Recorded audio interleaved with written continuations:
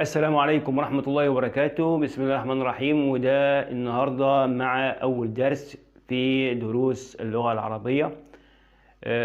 إن شاء الله النهاردة هناخد الفرق ما بين همزة القطع وهمزة الوصل.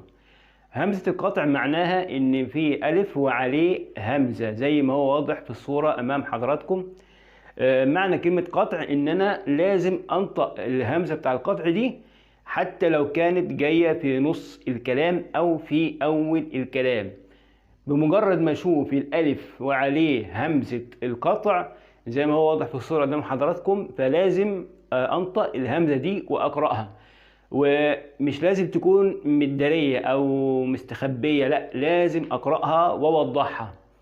تمام؟ لأن من اسمها همزة القطع. همزة القطع بمعنى ان هي بتقطع اتصال الكلام، تقطع اتصال الكلام. فهي لو جاية في اول الكلام او لو جاية في نص الكلام لازم اقطع عند وجود الهمزة دي، اقطع الكلام بمعنى اظهرها، تبقى باينة، تبقى واضحة، ما اوصلهاش اللي قبل باللي بعد. تمام؟ فمعنى كلمة قطع معناها ان انا لازم اقرأ الهمزة دي. ماشي؟ طيب همزة القطع دي فين؟ بتكون موجودة في الأسماء. في الأسماء، كل الأسماء ما عدا 9 أسماء. ما عدا إيه؟ 9 أسماء. فعندي مثلا نموذج لاسم أحمد مثلا، فهنا الهمزة دي موجودة في كلمة أحمد، اسمها همزة قطع. همزة إيه؟ قطع. قطع يعني لازم أقرأها، لازم تظهر في الكلام معايا، وانا بنطق الاسم لازم اقول احمد. يبقى الف ده اهو عليه همزه بنسميها همزه قطع. احمد. طيب هنيجي للاسم الثاني اللي هو اسم اكرم. اكرم. فاسم اكرم برضو هنلاقي اول حرف منه اللي هو الالف وعليه همزه من فوق. الهمزه دي اسمها همزه قطع. همزه ايه؟ قطع. فلازم انطقها كده، اكرم. اكرم. تمام؟ طيب هاجي الاسم اللي بعده ايمن. ايمن. فبقول ايمن. يبقى هنا قرأت الالف اللي عليه همزة القطع من فوق. طيب يبقى احنا اتفقنا ان كل الاسماء بتيجي فيها همزة القطع بنقرأها ونظهرها ونوضحها. فكل الاسماء فيها همزة قطع ما عدا 9 أسماء. 9 أسماء الألف بتاعتهم ما بتكونش همزة قطع، بتكون همزة وصل. همزة إيه؟ وصل. طيب إيه هم ال9 أسماء اللي الألف بتاعهم أو الهمزة بتاعتهم ما بتكونش همزة قطع لكن بتكون همزة وصل؟ فهنا في 9 أسماء. أول اسم كلمة اثنان. اثنان يعني 2. فالألف ده بيكون ألف وصل، ما بيكونش ألف إيه؟ قطع، ما بيكونش همزة قطع، بتكون همزة وصل. ماشي؟ الكلمة الثانية كلمة اثنتان. اثنتان للمثنى المؤنث. فهنا الألف الأول ده هو أو الهمزة الأولى ده هي اسمها همزة وصل. همزة الوصل زي ما هنعرف بعد كده إن شاء الله إن هي بتوصل اللي قبلها باللي بعدها. تمام؟ فأنا شفت كلمة اثنان، فالألف ده اسمه ألف وصل أو همزة وصل، ما هياش همزة قطع. وكلمة اثنتان برضو الألف ده اسمه همزة وصل، ما هياش همزة قطع. اللي بعد كده كلمة ابن. كلمة ابن، فالألف ده ألف وصل مش ألف قطع أو همزة وصل، ما هياش همزة قطع. بمعنى ان انا لو كلمة ابن مثلا جت في نص الكلام فالالف ده هو ما بقرأهوش، فبوصل اللي قبله باللي بعديه. تمام؟ وغالبا بيكون بعد حرف الهمزة الوصل دي بيكون اللي بعديها ساكن. بيكون اللي بعديها ايه؟ ساكن. مش غالبا، دائما على طول. نيجي للكلمة اللي بعد كده كلمة ابنة. ابنة. ففي كلمة ابنة الالف ده اسمه برضو الف وصل او همزة وصل. همزة ايه؟ الكلمة اللي بعد كده كلمة امرؤ. امرؤ. امرؤ. الالف ده اسمه الف وصل. اسمه ايه؟ الف وصل، مع ان كلمة امرؤ اسم ولكن الالف بتاعها الف وصل. تمام؟ فهنا برضو اول ما اشوف الكلمه دي والالف ده اهو بتاع كلمه امرؤ جت في نص الكلام، فهوصل الكلام اللي قبل الف الوصل ده بالسكن اللي بعد الف الوصل. يعني مش هقرا الالف دي خالص لو جاتني في نص الكلام. طيب بعد كده كلمه اسم في كتير من الناس بتختلط عليها الامور ان كلمه اسم خصوصا هل هي همزه قطع ولا همزه وصل. لا، هي همزه وصل. همزه وصل في الالف ده ما ينفعش احط تحته مثلا همزه. تمام؟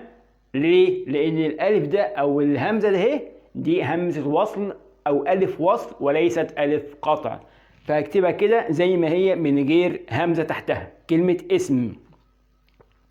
الكلمة اللي بعد كده كلمة أيم الله. أيم الله، فالألف ده بتاع كلمة أيم برضو ألف وصل وليست ألف قطع مع إنها من الأسماء. تمام؟ وكلمة أيمن الله أو أيمن الله. أيمن الله، فالألف ده اسمه ألف وصل وليست ألف قطع، يعني ما هياش همزة قطع. اخر كلمه معانا من التسع اسماء اللي الالف بتاعتها دي تكون الف وصل مش همزه قطع بتكون كلمه امراه. امراه، فبرضه ما ينفعش اجي تحت الالف الاولى بتاع كلمه امراه ما ينفعش احط تحتها همزه لانها همزه وصل وليست همزه قطع.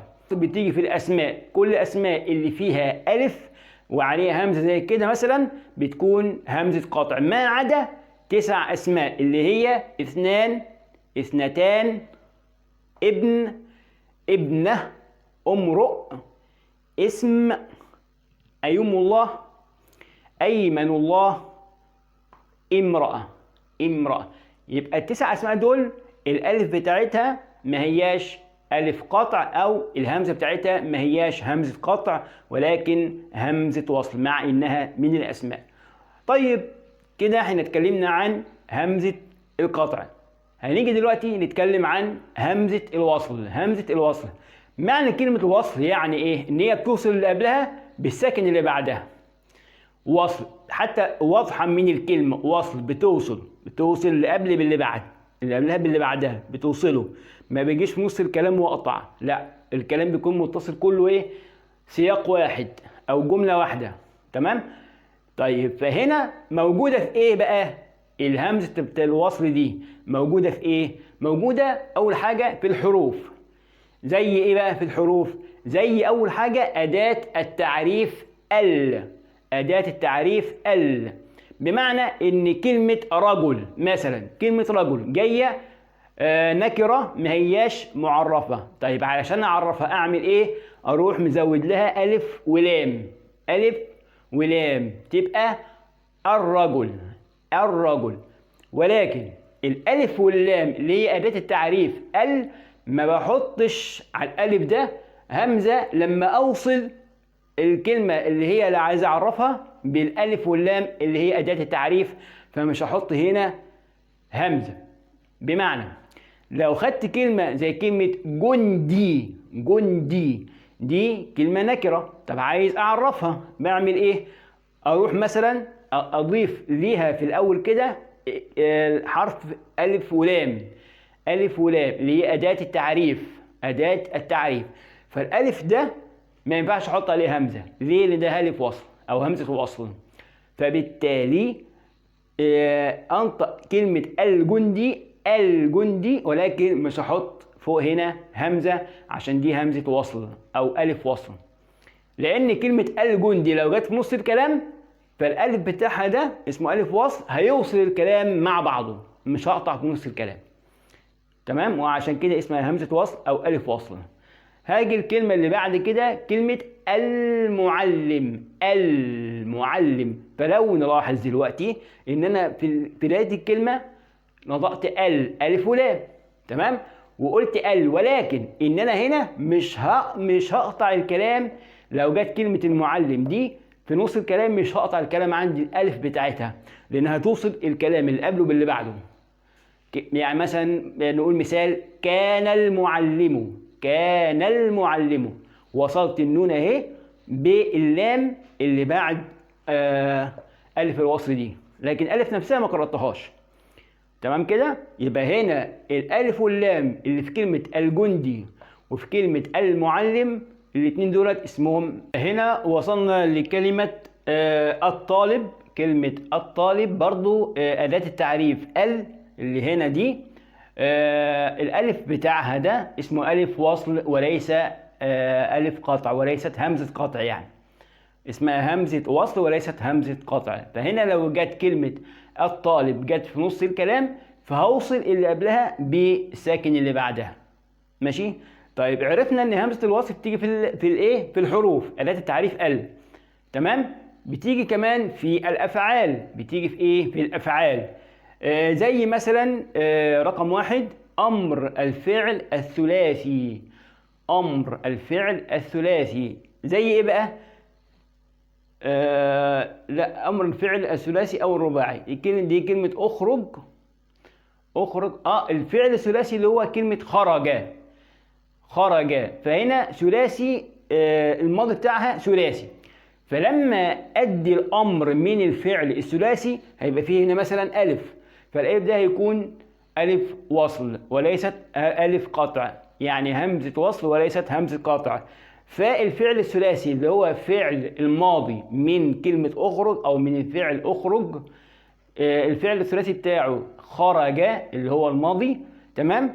فلما اجي ادي فعل امر من الفعل الماضي اللي هو الثلاثي هيبقى فيه الف هنا اسمها الف وصل وليست الف قطع، يعني هتبقى دي همزة وصل وليست همزة قطع.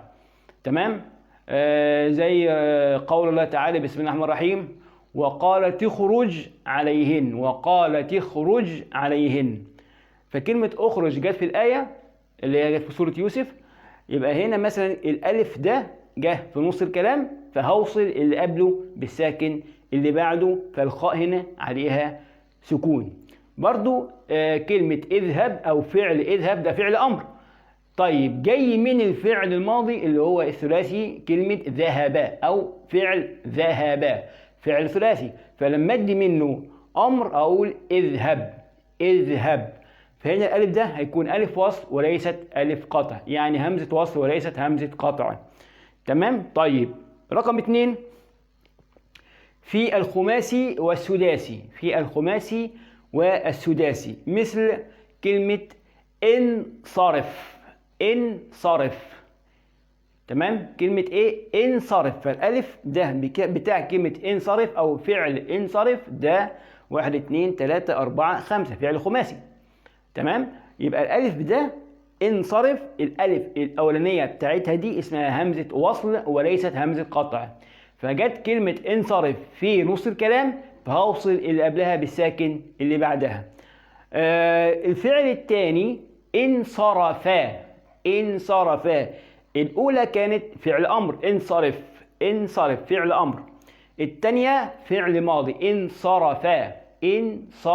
برضو الالف ده اسمه ألف وصل وليس ألف قطع، وليست همزة قطع يعني. الكلمة الأخيرة هنا كلمة انصراف، وده المصدر بتاع كلمة انصرف، ده انصراف. فهنا الألف ده برضو اللي موجود في أول الكلمة دي كلمة انصراف، الألف ده اسمه همزة وصل وليست همزة قطع. بمعنى لو جاء في نص الكلام ما بقرأش همزة الوصل دي، ما بقرأهاش خالص، لكن بوصل اللي قبلها بالساكن اللي بعدها. مجمل ايه الكلام؟